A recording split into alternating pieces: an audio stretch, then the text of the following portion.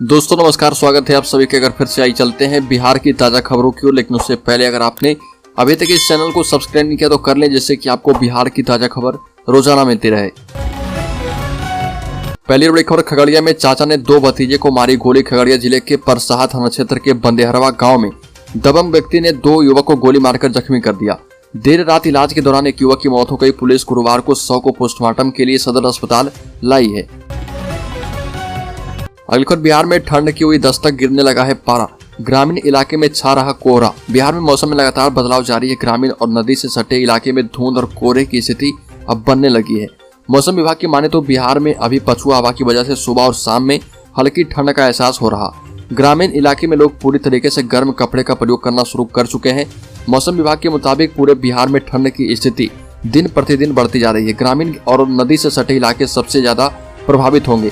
शहरों के तापमान में उतार चढ़ाव जारी रहेगा। प्रदेश में अभी पछुआ हवा का प्रभाव है और अगले 4 से 5 दिनों तक मौसम शुष्क बना रहेगा। अगली खबर, मुजफ्फरपुर कोर्ट में न्यायाधीश के आदेश पर वकील व गिरफ्तार, पिस्टल लिया गया कब्जे में। मुजफ्फरपुर में अपर जिला एवं सत्र न्यायाधीश 12 दिनेश कुमार प्रधान के कोर्ट में तब सनसनी मच गई जब अधिवक्ता पंकज कुमार लोडेड पिस्टल के साथ सुनवाई के लिए वहां पर पहुंच गए। न्यायाधीश के निर्देश पर उनके सुरक्षा गार्ड ने अधिवक्ता को लोडेड पिस्टल और कारतूस के साथ अपने कब्जे में लिया है। इसकी सूचना टाउन थाना पुलिस को दी गई है। अधिवक्ता को कोर्ट कक्ष में हिरासत में लिया गया। अधिवक्ता को हिरासत में लिए जाने के बाद कचहरी परिसर में दिन भर गहमागहमी रही। सुरक्षा के मद्देनजर कई थाना की पुलिस एवं बड़ी संख्या में जवानों को कचहरी परिसर में तैनात किया गया। अगली खबर, मधेपुरा में उत्पाद विभाग इन दिनों विशेष अभियान चला रहा। कम समय में अधिक उपलब्धि के चक्कर में टीम कभी भी किसी के घर घुस जा रही है और इसलिए जरूरी है कि आप आधी रात को भी जगे रहें और दरवाजा खोलने के लिए भी तैयार रहें। ऐसा नहीं होने पर बिना परिचय दिए सादे लिबास में उत्पाद विभाग के अधिकारी और जवान आपके घर में जबरन घुस जाएंगे और विरोध करने पर जमकर मारपीट भी करेंगे। हैरान होने की बात नहीं है, ऐसी घटना हो चुकी है। दरअसल विशेष अभियान के नाम पर उत्पाद विभाग की एक टीम आधी रात करीब 12 बजे बिहारीगंज नगर पंचायत के वार्ड 6 में एक घर पर पहुंची। 2 लोगों ने शांति देवी के घर पर दरवाजा खटखटाया और कहा कि सामान चाहिए। इस पर भीतर से कहा गया कि अभी कोई सामान नहीं मिलेगा। इधर वो लोग दरवाजा खोलने की बात कर ही रहे थे कि परिवार वालों ने बहुत सारे ग्रामीणों को बुला लिया। उसके बाद उत्पाद विभाग की टीम की जमकर पिटाई कर दी। अगली खबर, 12 नवंबर को तय होगी पीके की पार्टी। प्रशांत किशोर का अभियान अब मूर्त रूप लेने लगा है।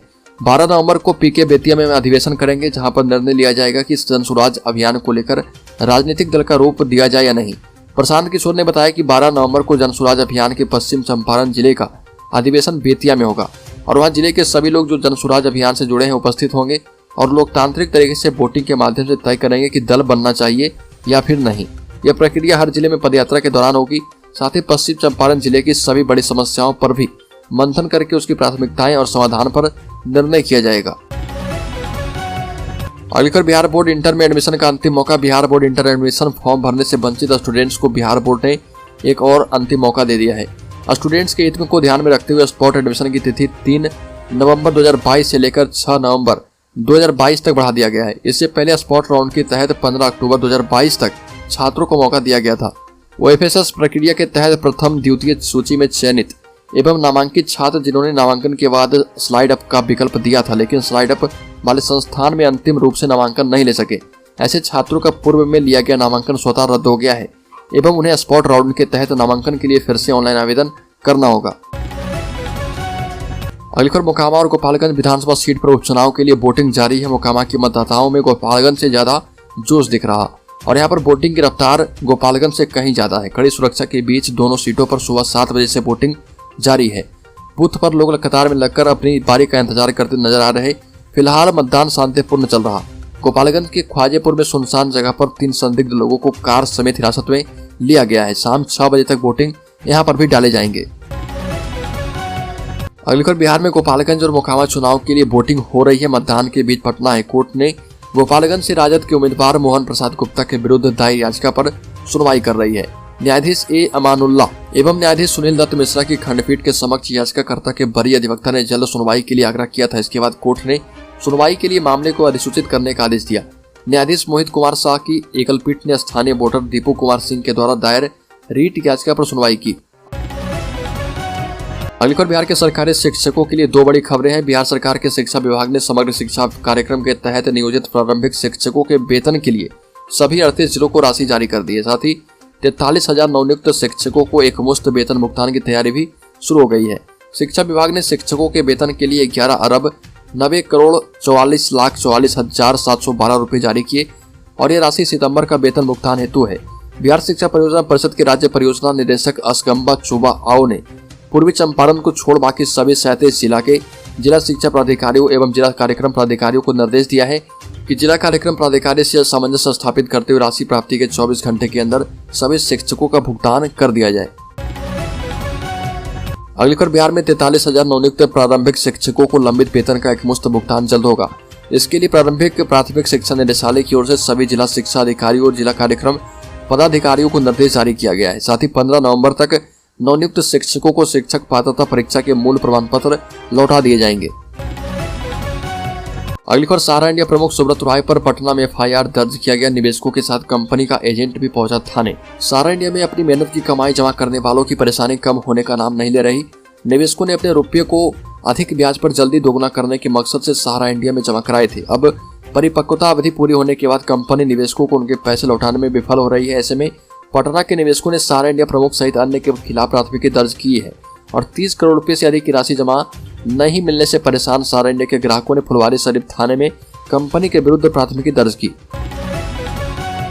अगली खबर, बिहार सरकार के मुख्य सचिव के निर्देशा मुताबिक सरकार की महत्वाकांक्षी योजनाओं का निरीक्षण एवं अनुश्रवण के लिए बढ़िया प्रखंड की जैतपुर पंचायत का डीएम संजय कुमार सिंह ने निरीक्षण किया। इस दौरान जिलाधिकारी संजय कुमार सिंह ने पंचायत के आंगनबाड़ी केंद्र मनरेगा से चल रही योजना 7 निश्चय योजना के तहत पेयजल की व्यवस्था का जायजा लिया।